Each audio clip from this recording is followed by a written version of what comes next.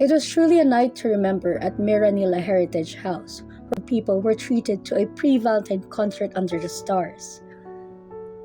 Indeed, it was a night like no other, as guests were treated to an intimate house tour and then gathered on the front lawn by evening to witness a concert and cinema as we watched Cinema Paradiso.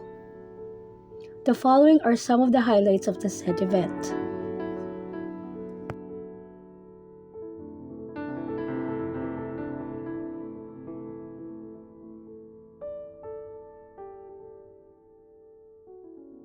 My name is Angie and I'll be your docent for this afternoon. Um,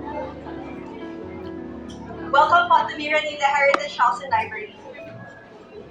So we'll begin our house tour. So come join me as we journey back in time and explore this giant time capsule and learn more about the interesting personalities and events that have happened here in MiraNila. So the most frequently asked question is, where did the name MiraNila start, right? So the house was built in 1929 and the family moved in 1931. The Benitez couple, Dean Conrado Benitez and Francisca Tirona Benitez, built this house and they had 3 children. Senator Helena, the eldest daughter, followed by Ambassador Tomas Benitez and Alfredo Benitez. No? So just to give you a quick background, former Senator Helena Zoila Benitez was the last family member who resided here in MiraNila. She had this vision that she wanted to share her family's legacy, so she created the Benitez Tirona MiraNila Foundation to maintain the property that she inherited from her parents, making the house, all its contents, and the gardens open to the public. So this house used to be a sprawling 3-hectare property, but now it's just down to 1. But the history is still as rich as ever, okay? So our first stop is usually at the Chapel of the Holy Family, no? But we'll start here at the front porch. The chapel was built in 2006 by architect Rosary Benitez, who is the niece of Senator Helena. It was built in a style similar to that of the main house. Okay? Over there, she has a collection of ivories and beautiful stained glass creation by German-Filipino Krot Art Glass Company.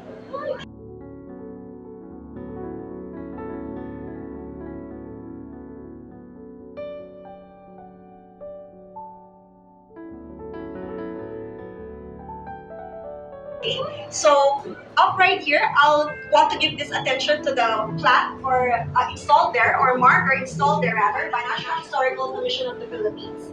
So in April of 2011, after the NHCP received an outline or a letter, so the government technically protects this property and even the trees are protected. No?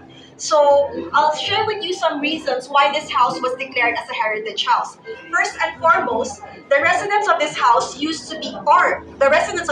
were pioneers in the field of education and legislation in our country. Another reason is the style of the house was built distinct to its era.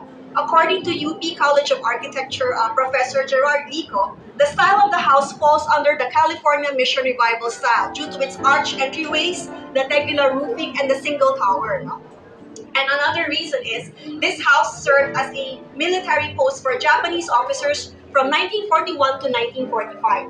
And finally, this house has hosted numerous social and political gatherings of national importance. Okay, so as we go along to the house, I'll share with you more details. No? The tour usually lasts more than an hour, but I've been instructed to give a whirlwind 15-minute tour, and I'll do my best to share as much as I can. Okay, so let's proceed inside. Before you go in, you'll see the family seal, the Benitez family seal, which traces its roots back to high-end Andalusia Spain. So the story goes, Senator Helena, back then when she was 16 years old, she was at the tower at around 5:30 p.m. around this time. She was playing at the top tower, and she saw what she thought intramuros on fire. From then, she yelled out to her small, younger brothers who were playing by the law to Mira Manila. Mira Manila, meaning come, look at Manila. But what was really on fire was the first Ateneo de Manila campus, back then still located in Intramuros. And then a few years later, the family had a contest on what to name the estate. And Senator Helena shortened the name to MiraNila. So that was how the name MiraNila originated, and it became known to this estate. Okay? So let's meet the members of the family. Okay.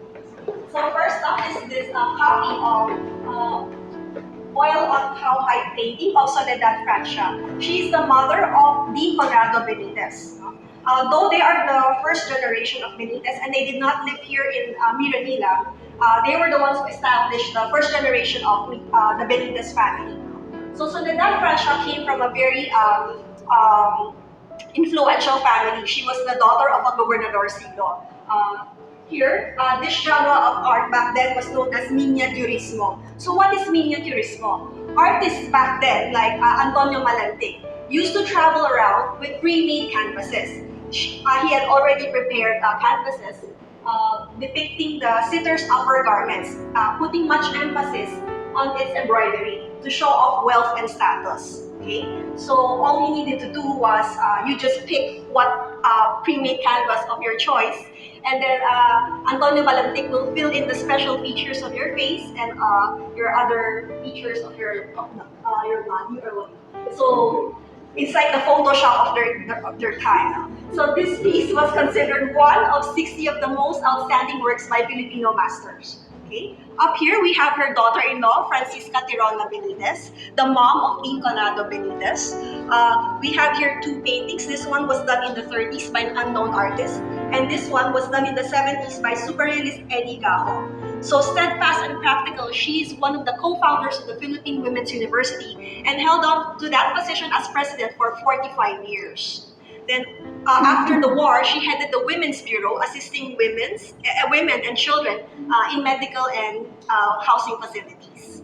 By the top, which you'll see, is a portrait of Senator Helena herself. So Helena served as our senator from 1968 to 1972, where she advocated laws on education, on housing, on environment, on culture, and women. She paved way for the creation of TESDA, also the National Commission on Culture and Arts. She was the longest serving president of the Girl Scouts of the Philippines, no? And was also head of the Philippine Women's University and founder of the Bayanihan Dance Company. Okay, so here, this pink gown was the one she wore when she was sworn in as senator. And these two are her Girl Scouts of the Philippines uniform when she wore to her events. And the yellow gold gown was owned by her mom, who was started the tradition of wearing all Filipiniana outfits to all her events. Okay, so we met three generations of women who were three generations of educators. Let's head on to the library and meet the men of the family. Generation Dean Conrado Benitez was one of the 7 wise men that drafted the 1935 Constitution. We have a picture of him here as one of the 7 wise men. Here he is, second from the right. Okay.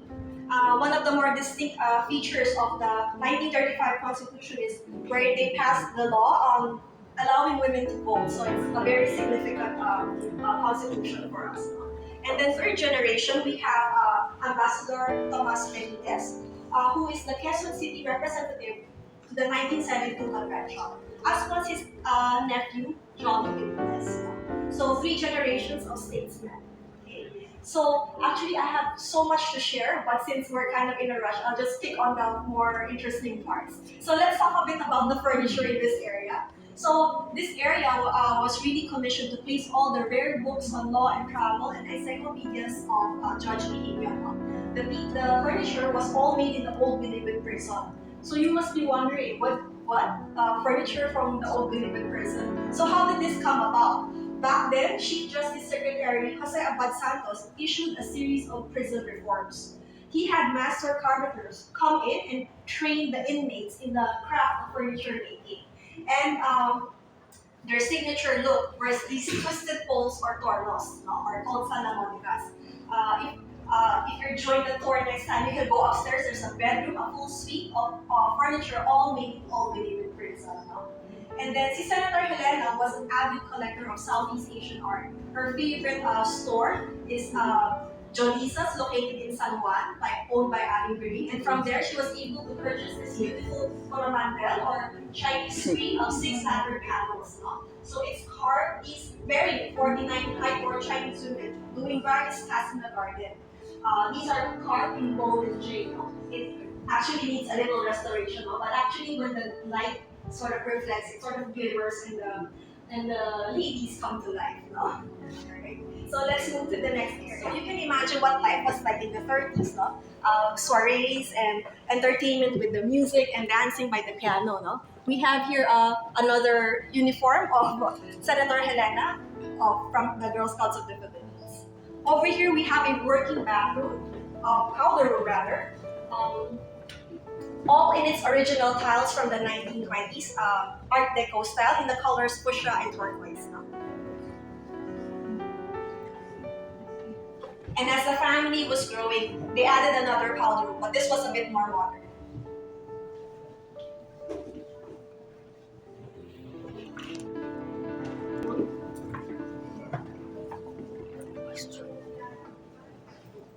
Um, Senate President Hilpuyat used to have his Nationalista Party meetings held here, no? And several organizations were born here, like the Quezon City League of Good Government. No? So they fielded candidates like statesmen, lawyers, educators, businessmen to run in a platform of a clean government. So for a short while, Quezon City was free from graft and corruption. No? So that's the story. And then, as I mentioned also earlier, that this house served as a military post for Japanese officers. You must be wondering what happened to this house during the time of the Japanese occupation.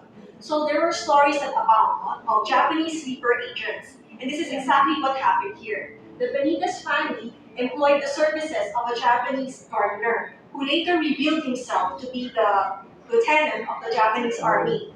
He then informed the Benitez family that we're taking over the house and you have to move out and move to the women's university so they can be safe, you know.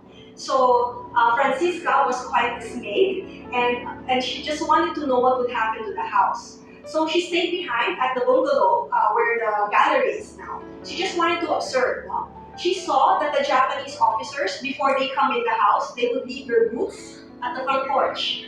And the Japanese women that came along with them constantly cleaned and polished the house, and they respected it. And Francisca felt comfortable enough to leave the house in the hands of the Japanese and join her family in the women's university. So the Japanese stayed here from 1941 to 1945, and when the American Liberation Army troops came, the Japanese planted 16 mines in and around the perimeter of the house with full intention of destroying the house. But the U.S. 1st Cavalry team came in and decommissioned all but one. The last mine was only discovered in the 1960s by the gardener at the flower bed behind the piano wall. So imagine what could have happened. Yeah. So many things, what ifs, so much drama, and the house was still spared from fire, from incendiaries, from earthquakes, and other weather that we cannot control. So it's truly a fortunate piece, a fortunate treasure. And when the Japanese came, when the Americans took over, they stayed on for a few months and they paid rent. Okay. So when the house was declared as a heritage house, they had to have people from the insurance company come in and evaluate some of the more important pieces. So there are three important pieces here. First is this Lalique crystal chandelier, and these two Sheraton-style altar tables. No? These are from Baliwag, Bulacan, and then they have this Carabao gold inlay. So these pieces will command a high price at an auction house. Okay.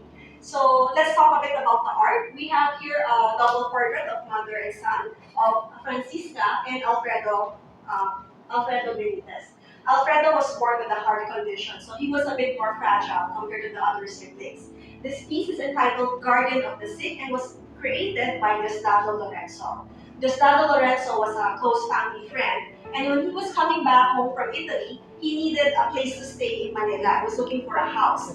And the Tiroma sisters assisted him in looking for a place. No? And as a way of saying thank you, he did the portrait of the mother and son. Okay? Over here on the other side, we have two portraits of Senator Helena Benitez, executed in different styles. In 1957, on the right side, created by Fernando Amorsolo. And here on the left, in 1967, by Paris-based cubist Macario Vitalis. Okay. Over here on the cabinets, you'll see a collection of porcelain from our Southeast Asian neighbors. We have here from the Southern Hills of China, from the Song, the Ming, and the Qing dynasty. We also have some pieces from Myanmar, Cambodia, and Thailand. the oldest piece and the only Filipino piece there is this palayok, this brown jar over here. This one. That was authenticated by the National Museum. That piece was a gift from archaeologist Dr. Robert Fox. Dr. Robert Fox was a close friend of Senator Helena, no? And he was the lead archaeologist who assisted the Philippine National Museum in the exploration of the Tabong Caves in Palawan, no? During the discovery of the Manununggo jar. Okay? And over here on this side, if we like to collect, elite families love to collect expensive dinnerware, no? So over here we have some Bohemian crystals from the Czech Republic, some Murano glass from Italy, some Wedgwood style plates from Japan, Baccarat crystals and Limoges porcelain from France, and some blue and white plates from those museums that they visit, depicting the old rural landscapes of Europe. Okay? Going back to the Japanese, I'd like to give attention to that jar there by the mirror. That piece was from the Satsuma region in Japan, made during the Meiji era. So that time, Japan was opening their doors to the world and they wanted to show off what they had in their country. We're really more familiar with the art of the aesthetics of minimalist Japan, right? So this one is quite not so common because it's very ornate and very detailed. So they showed off a lot of their shoguns, their noble women, and their landscapes. Another interesting piece over here is this key service set, which was originally cataloged as Chinese, turned out to be Japanese. Because when you flip over the cup, you'll see a Japanese lady infused inside. So, yeah. So I guess the artist is madly in love with this lady. So when he drinks his tea, there's this lady inside, right? It's a different lady. It's the same lady. Alright. So let's head to the large dining room to accommodate the growing family. We have here in these cabinets a collection of Mexican folk pottery by Senator Helena, as she frequently visited Mexico to attend the International Association of University Presidents. No? Over here, she also was able to purchase from a Mexican muralist, Diego Rivera, bought from Sotheby's. This piece is entitled A Study of a Peasant's Head. Okay? And not to be outdone, we have our very own muralist from Carlos Botong Francisco. We have this magnificent piece. It's oil on wood. It is erroneously entitled Pandango sa Ilaw, no? But actually, when you do the pandango, there's a lighted candle inside the glass, no? But here it's an alcoholic beverage, no? So this piece is certified by the National Museum and was commissioned by George Hodel and given as a birthday gift to his daughter Diane Hodel, who later sold it to Philippine Women's University alumni, and then later sold it to Senator Helena. Okay, so this concludes our little short tour. I hope you have the chance to come back.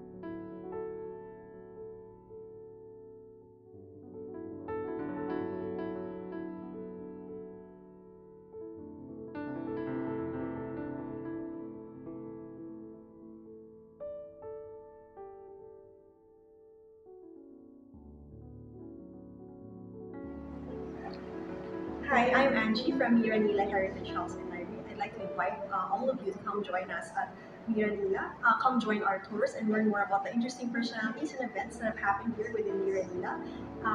The tour usually lasts a little bit more than an hour, and we accept a minimum of 7 persons with a rate of 400 per head. So come over and see the exciting cultural and musical hub of Quezon City. Thank you.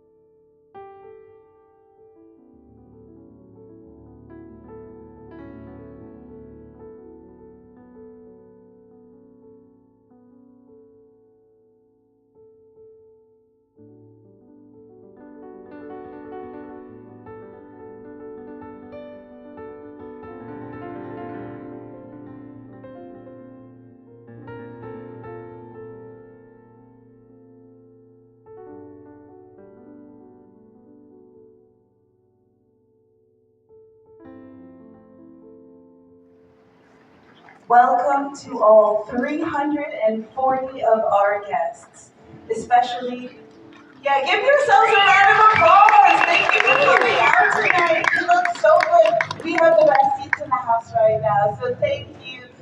Thank you all for coming out tonight, especially the ambassador of the Embassy of Switzerland in the Philippines, His Excellency Nicola Brule and Dr. Denise Brule, the Philippines First Lady of Opera, Rachel Gerodias, and her husband, acclaimed tenor Young Park, worldwide, serving as concertmaster for some of Europe's most prestigious orchestras, including La Scala in Milan and the Rome Symphony Orchestra.